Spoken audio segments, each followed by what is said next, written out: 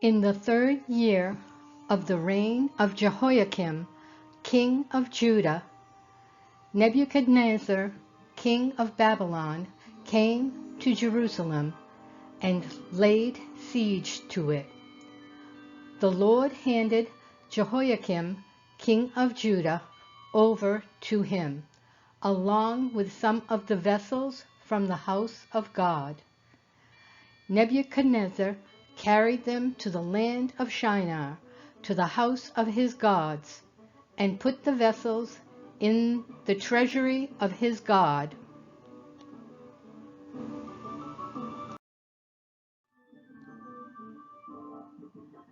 The king ordered Ashpenaz, the chief of his court officials, of his eunuchs, to bring some of the Israelites from the royal family and from the nobility, young men without any physical defect, good-looking, suitable for instruction in all wisdom, knowledgeable, perceptive, and capable of serving in the king's palace, and to teach them the Chaldean language and literature.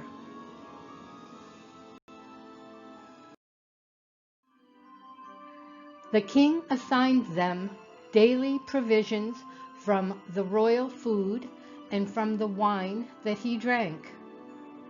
They were to be trained for 3 years, and at the end of that time they were to stand before the king to serve in the king's court. Among them, from the descendants of Judah, were Daniel, Hananiah, Mishael, and Azariah. The chief official gave them other names. He gave the name Belteshazzar to Daniel, Shadrach to Hananiah, Meshach to Mishael, and Abednego to Azariah.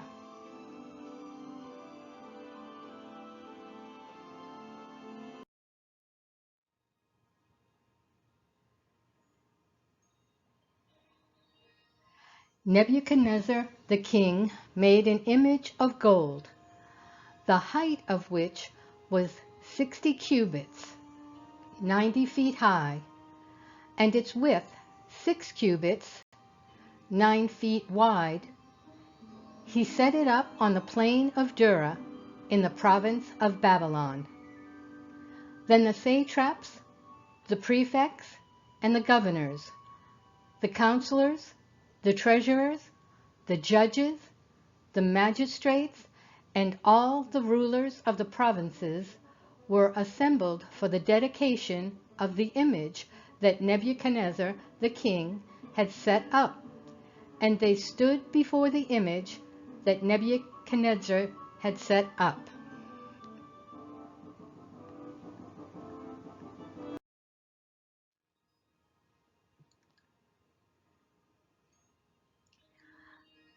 Then the herald loudly proclaimed, "To you the command is given, O peoples, nations, and men of every language, that at the moment you hear the sound of the horn, flute, lyre, trigon, psaltery, bagpipe, and all kinds of music, you are to fall down and worship the golden image that Nebuchadnezzar the king has set up. But whoever does not fall down and worship shall immediately be cast into the midst of a furnace of blazing fire."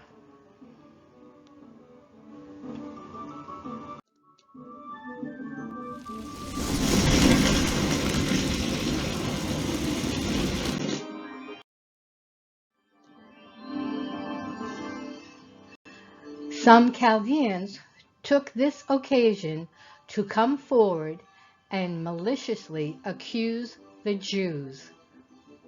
"There are certain Jews whom you have appointed over the administration of the province of Babylon, namely Shadrach, Meshach, and Abednego. These men, O king, have disregarded you. They do not serve your gods or worship the golden image which you have set up.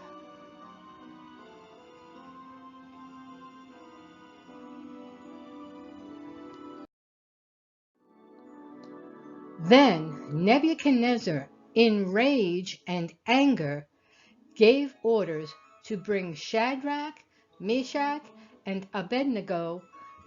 Then these men were brought before the king. Nebuchadnezzar responded and said to them, "Is it true, Shadrach, Meshach, and Abednego, that you do not serve my gods or worship the golden image that I have set up?"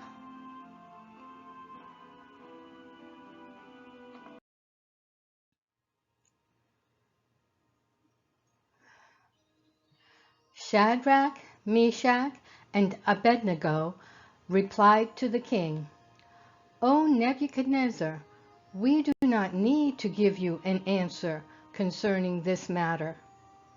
If it be so, our God, whom we serve, is able to deliver us from the furnace of blazing fire, and he will deliver us out of your hand, O king.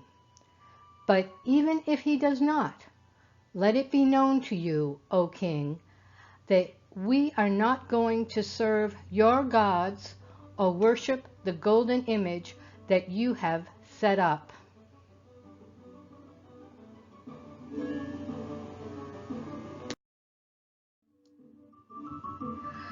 Then Nebuchadnezzar was filled with wrath, and his facial expression was altered toward Shadrach, Meshach, and Abednego.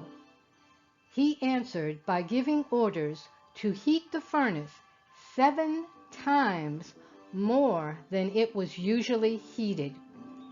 He commanded certain valiant warriors who were in his army to tie up Shadrach, Meshach, and Abednego in order to cast them into the furnace of blazing fire.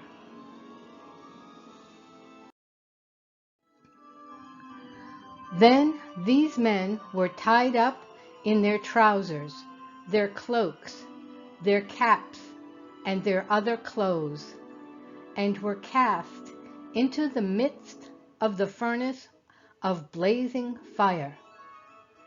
Since the king's command was so urgent, and the furnace had been made extremely hot, the flame of the fire killed those men who carried up Shadrach, Meshach, and Abednego.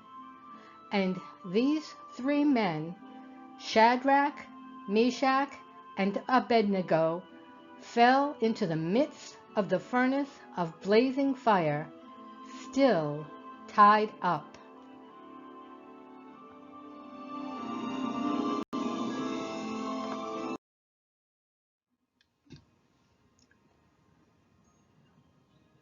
Then Nebuchadnezzar the king was astounded and jumped up in alarm.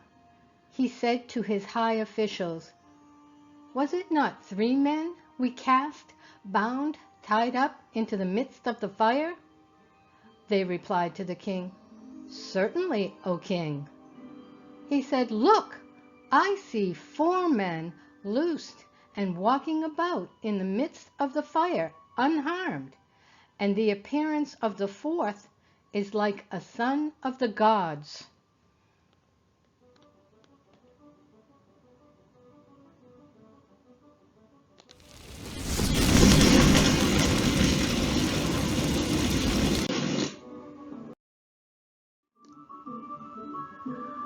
Then Nebuchadnezzar came near to the door of the furnace of blazing fire.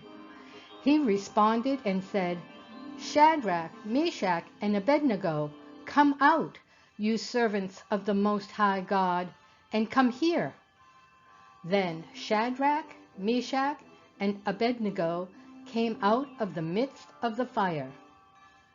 The satraps, the prefects, the governors, and the king's high officials gathered around and saw in regard to these men that the fire had no effect on the bodies of these men, nor was the hair of their head singed, nor were their trousers damaged, nor had the smell of fire even come upon them.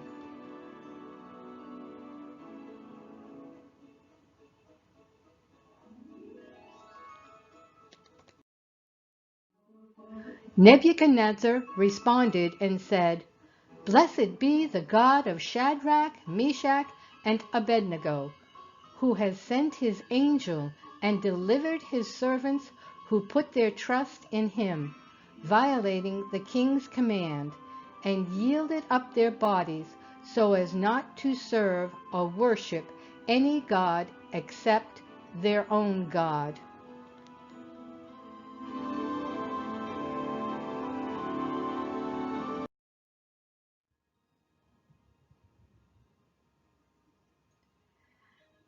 Therefore, I make a decree that any people, nation, or tongue that speaks anything offensive against the God of Shadrach, Meshach, and Abednego shall be torn limb from limb, and their houses reduced to a rubbish heap, inasmuch as there is no other God who is able to deliver in this way.